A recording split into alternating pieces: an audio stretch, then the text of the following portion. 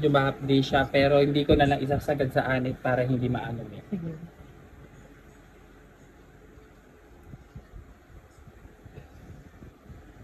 Para din pala siyang Botox or Brazilian. Opo, mi. Pero mas ano po siya, mas maganda siya doon kasi mi. By the way, ito nga po pala yung hair status ng client namin na nagpagawa sa aming salon. Mapapansin niyo yung hair ni client, buhaghag yung kanyang hair na medyo may pagka-wavy at the same time sobrang dami niyang white hair. Ang gustong pagawa nga po pala sa akin ni client is color plus miracle treatment. Bali, according sa kanyang hair status, yung hair niya is maninipis na yung hair strand. Kaya naman dito nag-proceed na kami sa pag-apply ng hair colorant. Since ang request nga po pala ni client sa akin is medyo blonde yung hair color niya or light color.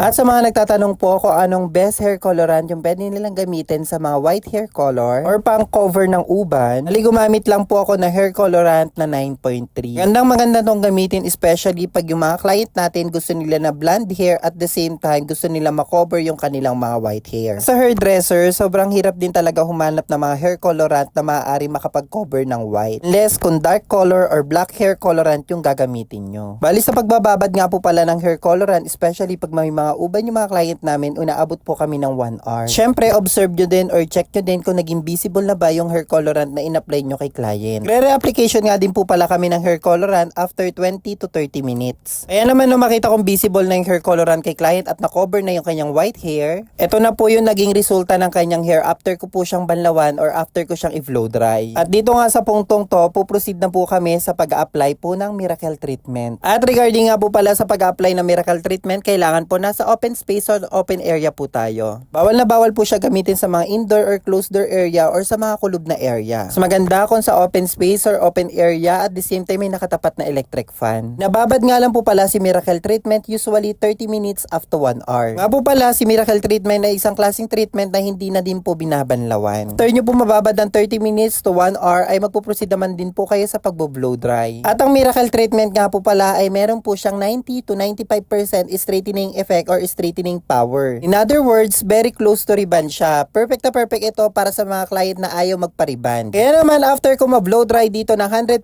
si client ay nag-proceed naman po ako sa pag-hair iron or pagpa-plancha. Then regarding naman po sa paggamit ng tamang heat temperature, kadepende po ito palagi sa hair strand ng mga client nyo. Pag nakikita nyo natutusta ang hair ng mga client nyo sa heat temperature na gamit nyo, ay bawasan nyo lang po yung heat temperature na ginagamit nyo. Right after ko po ma-hair iron yung hair ni client, ito na po yung naging resulta. At kung mapapansin nyo naman din talaga, sobrang laki na ng pinagbago ng hair ni client. Again, hindi nga po pala namin niriban si client, color plus miracle treatment lamang po ang ginawa namin sa kanya. At kitang-kita nyo naman dito na na-cover up talaga yung mga white hair or yung uban ni client. Kaya naman po sa lahat ng nais magpagawa sa aming salon, pwede po kayo mag-PM sa aming mismong page. Diyan nyo po makikita yung prices po na services po namin at the same time yung exact location po namin. Maganda ko mag-chat or mag-PM po kayo sa amin bago kayo pumunta sa aming salon. At sa lahat naman po na nais mag-order ng mga ginagamit naming products, pwede po kayo maka-order through TikTok and Shopee. Mapapanood nyo man po ito sa aking TikTok account, don't worry, ilalagay ko na lang po siya sa yellow basket. At kung mapapanood nyo man po ito sa aking personal account or sa aming mismong page, ilalagay ko na lang po yung link ng product sa comment section or caption. Make sure lang din po na the moment na mag-avail po kayo ng product ay manood din po kayo ng tutorial video kung paano po siya gamitin. Pwede nyo din po ako i-PM para ma-send ko po sa inyo yung proper procedure, proper application at safety guidelines. Pwede ko nga rin po pala kayo i-add sa aming GC. Kaya naman right after namin matapos si client ay hinatid pa namin talaga sila patungong labasan. At kung mapapansin nyo naman din talaga, ang laki na din talaga ng pinagbago ng kanilang hair. At mapasabi na lang talaga si client na sulit